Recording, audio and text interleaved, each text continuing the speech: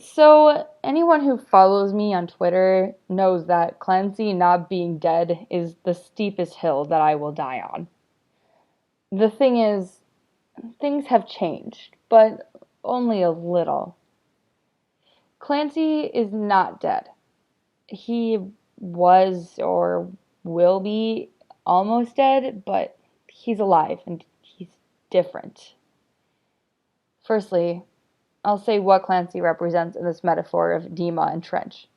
If I'm wrong about it, it doesn't change my overall opinion that Clancy is not dead now or for long. So, who or what is Clancy? One, but not the only thing I believe he represents is hope, particularly the hope to escape Dema. A hope and an escape. Clancy's first two letters say hope, twice each. The third, three hopes. In the fourth, one. The fifth has two. The sixth, after watching Tyler get smeared and brought back to Dema, considering returning there himself, Clancy says hopeless once. And the seventh letter, when Clancy has returned to Dema, never mentions hope. The existence of Clancy was born out of an absence in the story that you all had inspired, Tyler said on Reddit. This is obviously open to interpretation, but I think the absence in the story Tyler speaks of was the desire and hope to leave Dema. Before Clancy, all we had was Dema and Blurry Face. As we, the clique, grew, and Josh and Tyler played more and more shows, connecting with us, their creativity flowing, we could be used as an escape. Dema was no longer the all-encompassing place in Tyler's mind. A hope was there, an ability to leave Dema, at least for a while, and that hope needed to be represented. Thus, Clancy was born. Now, I'll say that I firmly believe that Dema represents mental illness, especially depression. In this metaphor, leaving Dema is full recovery. Trench is the space between total recovery and total depression, or addiction, or delusion. It is in this place that it still seems like we're alone. We're uncomfortable, it's difficult, and going back to that drug, that harmful behavior, going back to those habits of depression seems so much easier. This is especially the case if we've seen our friends go back. Trench is a scary place. The story of Dema shows us something about mental illness, that it can be an endless cycle of recovery, relapse, recovery, relapse. This is represented by all the attempted escapes from Dema that we see, which fail every time. It happens over and over again, a Groundhog's Day of mental health. We know that Clancy attempts to escape at least once. We don't know if he's forgotten his own previous failures or if they exist. And he goes back to Dema, where he's more comfortable. His hope, at least his hope for escape, disappears upon his return, at least temporarily. It's pretty easy to lose hope when you relapse on the road to recovery from an addiction or illness, especially the first time when, in the early part, when you feel great, everything's easy, and you're pink clouding. And then suddenly, things start to get hard. After Clancy's last letter, we get scaled and icy. Clancy is dead. But we've been told it's propaganda, likely by the character himself. Now, just because a message is propaganda doesn't mean that it's 100% false. It's just biased or misleading. Scaled and Icy came to us through what happened in 2020. It was, or is, a time in which many who suffer from mental illness and addictions experience relapse, that part of the cycle we see represented in the return to Dema. The band was cut off from the clique. No concerts, no meetups. In this time, we were challenged to face our problems and cope with them more than ever before. More alone than ever before, and less distracted from the problems themselves than ever before. It's times like this that remind us, those with chronic mental health issues and addictions, that those things never truly leave us.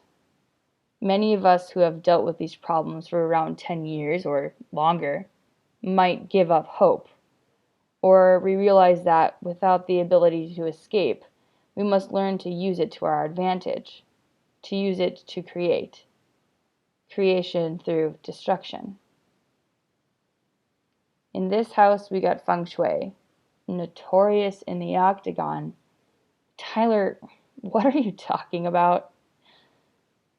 This is the Bagua map in the way it is often presented, in the shape of an octagon used in Feng Shui. But that's just one version. There are two. Later heaven and earlier heaven. Earlier grave? In each section, a group of 3 lines, broken and unbroken. 2 trigrams in particular are interesting. Notice that one of them, the east of earlier heaven, is the south, or up, of later heaven. East is up. That means later heaven. That means rejecting the earlier grave. There's also this trigram, but that's a topic for another time. Another version of the map is known as the 9 palaces. That's right, 9. Each palace features an element and 2 cycles, the destructive and the creative. In this version, we can see that in the east, the creative cycle is water. In the south, or east, according to the banditos, water is the destructive cycle. So what happens if you take to water while heading south, true east? If we are combining east and south, the destructive and creative cycles become one, creation from destruction.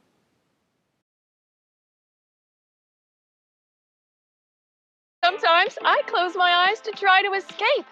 I just can't believe how unbelievably perfect this collection is. You know you can't escape, Sally.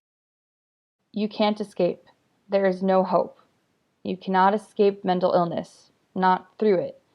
But there's something else we can't escape.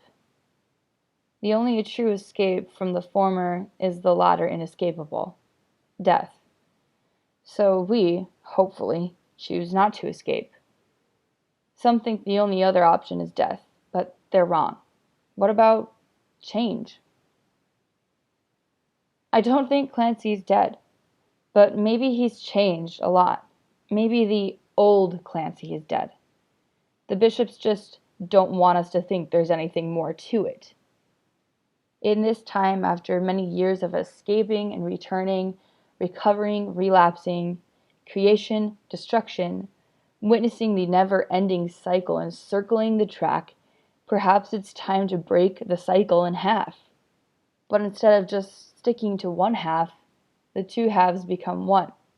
With that, what do we get? Creation from destruction. Creating out of pain. Remaining home, as Clancy puts it, but it becoming more bearable. That hope of escape becomes something else. It becomes hope as escape. Clancy becomes someone else and something else. That part of Tyler's mind, in this case, is sacrificed for the greater, longer-lasting good. The stages of grief transition from denial to acceptance. In storytelling, we often see the hero act in a self-sacrificial manner for the good of the many, and in many of those cases the hero dies only to return. Some might say this archetype is modeled after the story of Christ. As we know, Josh and Tyler have made it clear in the past that they are, or were, we can't know for sure unless they say something about it, Christians.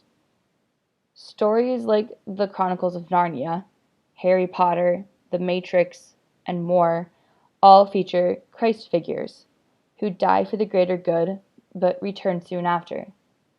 These characters are destroyed, crushed, to save others, the whole world, only to return greater versions of themselves. There is no endless cycle here. They die once, they resurrect once, and the battle is won. They shed their modesty and leave their skin on the floor. In the gospel, upon his resurrection, Christ returned with his body glorified.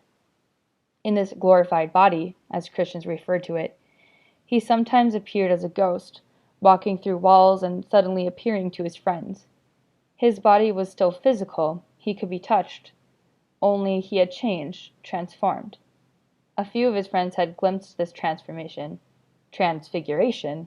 in the past, but this time Christ remained that way. Christians will tell you that the truth is that while Jesus did die, he is not dead. Now, why am I talking about this? Well, I think that Christ figures are the answer to Clancy's status. Clancy is not dead. He's been gone, just like we, the clique, have been gone because of the lockdowns and the inability to see the band in person. But he's not gone forever, and he is coming back, transformed into something better, some might say. And that's when we get to the propaganda. According to the Gospels, the religious leaders, Pharisees, and scribes of Jesus' time hated him, and they had him killed. They preached he was dead and persecuted those who stated otherwise. Now, anyone who does not believe in Christ the way Christians do will tell you that if he ever existed in some historical way, he's dead now. Jesus is dead. God is dead, if you will. This is a half-truth, Christians will tell you, twisted to fit a certain bias. Now, today, it appears that Clancy himself tells us that, scaled and icy, Clancy is dead, as propaganda, and the bishops, the religious leaders of Dema, spread the message Clancy is dead, full stop. We have no reason to believe what the bishops tell us, except the very fact that we've been told by them. In the meantime, they made it clear that the views expressed in the program are those of Dema.org and do not necessarily reflect those of the artist. I think that we can all agree that we should be listening to the band's opinions over those of the bishops. What we do know is that there has been hints and messages of self-sacrifice nestled within the lyrics of 21 Pilots songs for a very long time. In A Car Toward to Death we hear, "I'll take the grave, please just send them all my way." In Johnny Boy we hear, "I will carry all your names and all your shame." In Nico and the Niners we hear, "We'll win, but not everyone will get out." In the Heathens music video, every prisoner besides Tyler is given the opportunity to escape, while in the meantime he sits down and gives himself up to the guards. Like I said before, the act of self-sacrifice is a hallmark of the Christ figure, and I believe it's safe to say that it will not be neglected in the story of Clancy and the inevitable destruction of Dema, which has also been foreshadowed in a multitude of ways. We know that the next album will be wrapping up the narrative, so how? Now, I should mention that another part of the story of Christ's death and resurrection is what happens in between. He is gone for 3 days, but in that time he was not just dead or asleep, but rather he made himself busy with vanquishing hell and rescuing the souls within.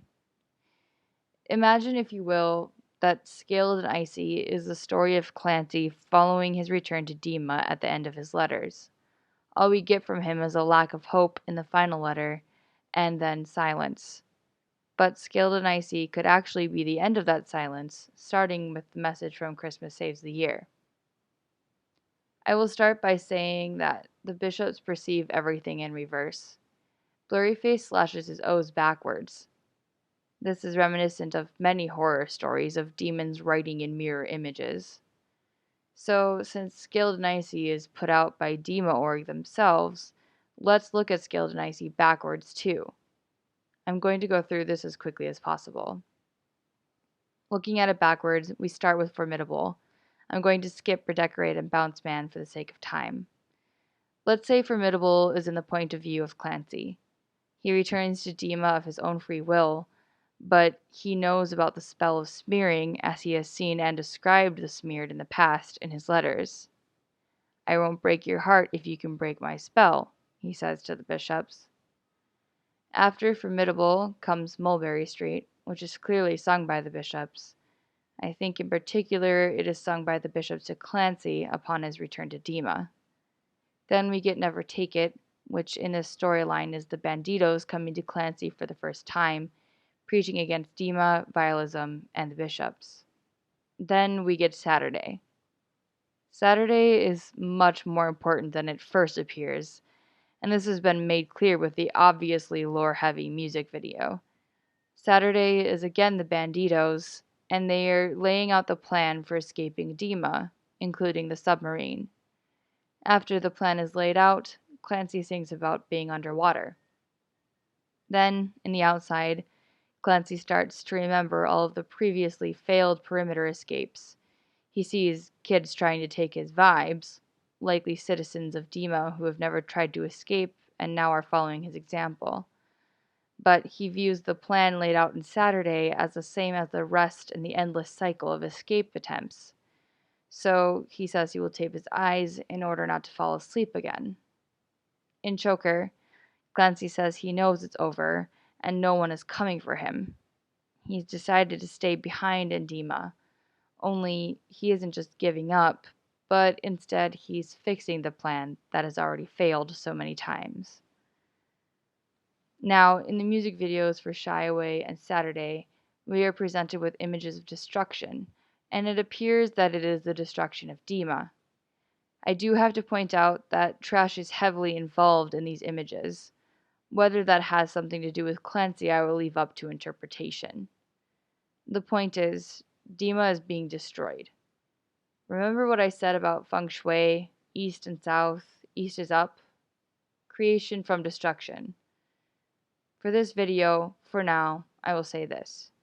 Trash can be destruction. Clancy is the creation. He's on the way. In the meantime, he's staying behind. He knows he can't escape Dema, so he will help destroy it, and through destroying it, he will create something else, a Dema with hope. The hope which Clancy has always represented. Clancy isn't dead. He's different. Clancy has become creation through destruction. We'll see what happens in the next era. Thank you so much for watching or listening if you've gotten this far.